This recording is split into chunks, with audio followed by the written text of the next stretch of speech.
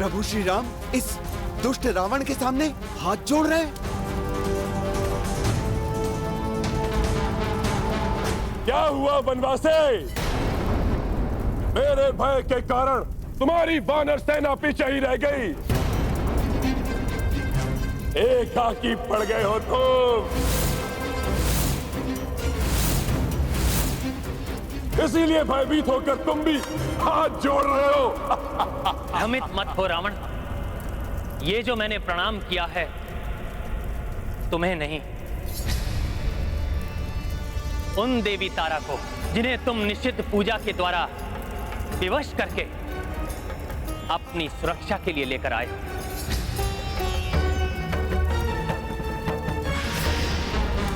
और इस भ्रम में भी मत रहना लंकेश कि देवी अधर्म में भी तुम्हारा साथ देंगी, तुम्हारी रक्षा करेंगी। देवी तारा को प्रसन्न किया है मैंने,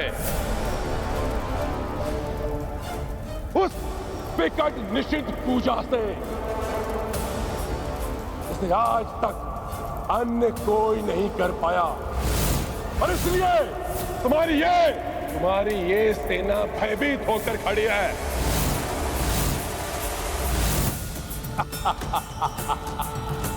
देवी तारा की सुरक्षा पाकर तुम्हारी बुद्धि पूर्णतः भ्रमित हो चुकी है लंकेश। मेरी सेना तुमसे भयभीत होकर नहीं, मेरे आदेश के कारण पीछे रुकी है।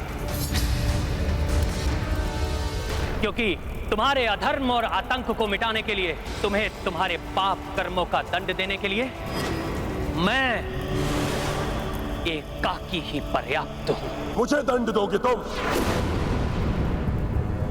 तुम्हारी अर्धांगिनी को छीन लाया ये रावण, और तुम कुछ नहीं कर सके। प्रतीत होता है कि अपनी अर्धांगिनी के साथ अपना विवेक भी खो चुके हो तुम। भैया राम ने अपनी आज्ञा से मेरे हाथ बांध दिए हैं, अन्यथा रावण!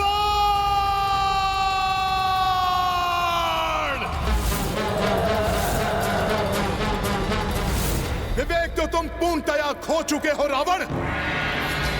जब तुम्हारे पराक्रमी पुत्र अक्ष कुमार का वध हुआ,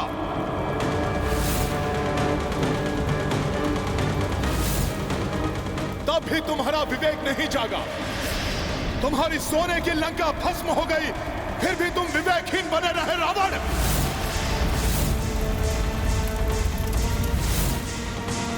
जब तुमने अपने महाबली भाई कुंभकर्ण को असमय ही निद्रा से जगाकर युद्ध भूमि में होम करवा दिया, तब भी तुम्हारा विवेक सोया रहा रावण।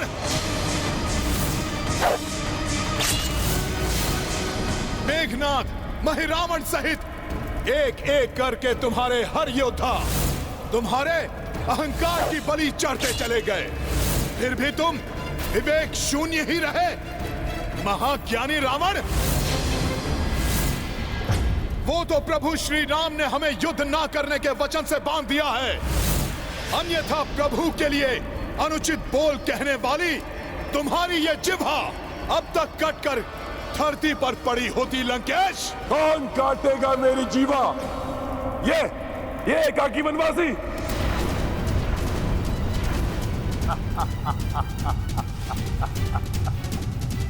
यदि सत्य नहीं इसने तुम सबको युद्ध में न उतरने की आज्ञा दी है, तो इससे बड़ा मूर्ख और कोई नहीं हो सकता।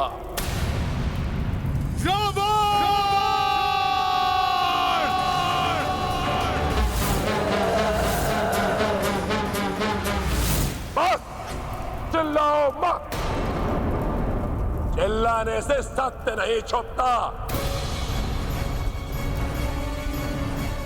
वनवासी, मैं समझता था तुम पराक्रमी योद्धा तो हो, बड़े चतुर भी हो। खरदूषण, ताड़का सहित सहस्त्रों राक्षसों का वध किया तुमने। इन उपद्रवी और चंचल वानरों को अपने वश में किया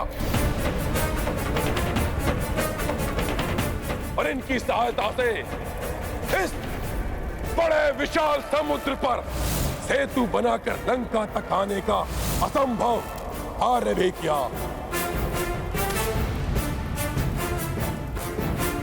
परंतु अकस्मात ही तुम्हारी बुद्धि को क्या हो गया, तो सबको मना करके एकाकी ही युद्ध में चले आए।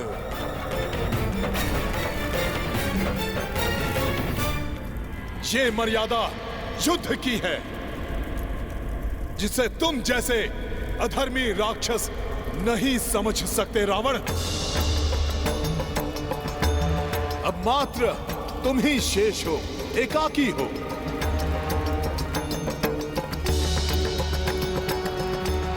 इसलिए प्रभु श्री राम भी एकाकी ही तुम्हारा सामना करेंगे रावण।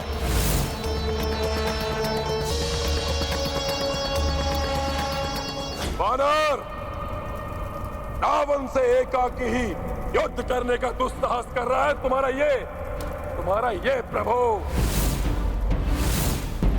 मैंने तो यहां तक सुना है कि ये युद्ध में एक डग भी पीछे चला गया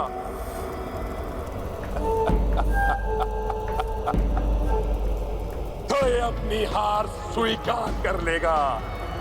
तुमने सत्य सुना है रावण। मैं पुनः घोषणा करता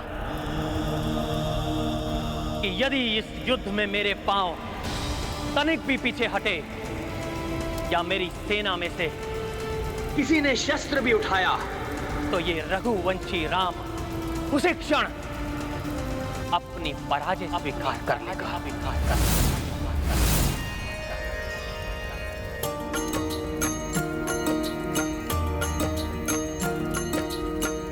एकाकी रण महर खुराई, जो डीगे पराजय हुई भाई। प्रण सो रघुनाथ उठाए, अनुशंसा मह कपि भी आए।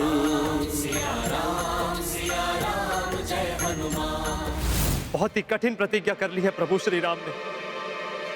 हाँ देवराज, प्रभु श्री राम के शौर्य पे तो विश्वास है हमें, किंतु रावण तारा देवी की सुरक्षा में है। हाँ वायुदेव, और माता तारा देवी के सुरक्षा कवच को भेदना असंभव है।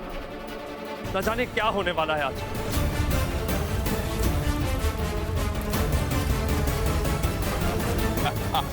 बावला हो गया है ये वनवासी, स्वयं ही मृत्यु के मुख में जाना चाहता है।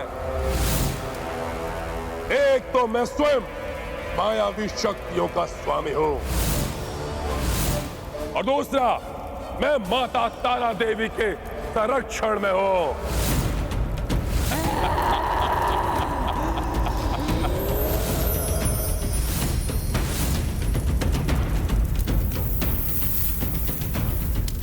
उस रावण से एकाकी लड़ने का तो साहस कर रहे हो तुम।